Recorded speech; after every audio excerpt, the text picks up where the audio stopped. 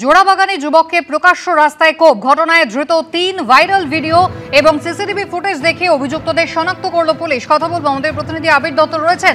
আবির, কি ঘটনা ঘটেছে? দেখো, গতকাল সন্ধ্যাবেলায় আমরা জানি ২৪ নম্বর ওয়ার্ড জোড়াবাগান নতুন বাজারের কাছে এক যুবককে পেটানোর একটি ছবি সেটা ভাইরাল হয় এবং গুরুতর আহত অবস্থায় সেই যুবককে মেডিকেল কলেজ হাসপাতালে ভর্তি করা হয়েছে। এখনো পর্যন্ত তিনি সেখানে চিকিৎসাধীন।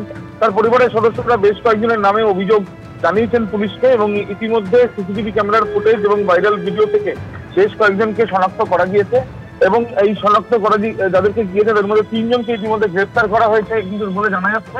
এবং এই যে ৩ জনকে গ্রেপ্তার করা হয়েছে বলে জানা যাচ্ছে, তাদেরকে জিজ্ঞাসাবাদ করে অন্য আর কেউ ওই মারধরের ঘটনায় যেখানে দেখা যাচ্ছে যে হাতে ধারালো অস্ত্র নিয়ে সেখানে কোপানোর ছবি বা ধারালো অস্ত্র হাতে থাকলেও তাকে ব্যাপক মারধর করা হচ্ছে, ঘুষি মারা হচ্ছে, সেই সব ছবিও দেখা যাচ্ছে।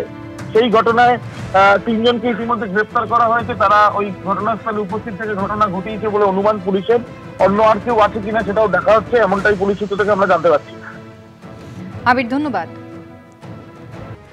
আসি পরে খবরে। দেখতে দেখতে পেরিয়ে আসা ১০০টি বছর, শতবর্ষের মাইলস্টোন ছুঁতে চলেছে শ্যামবাজারে দ্য পার্ক ইনস্টিটিউশন।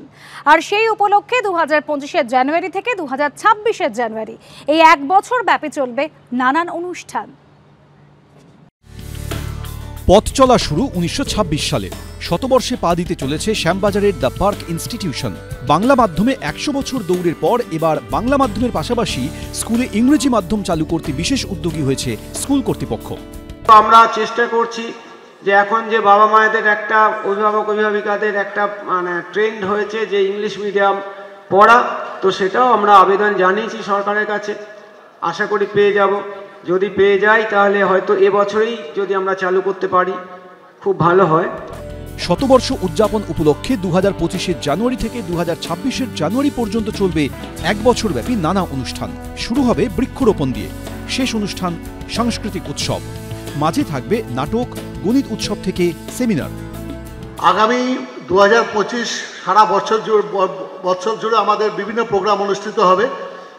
শুরু হচ্ছে 2 জানুয়ারি।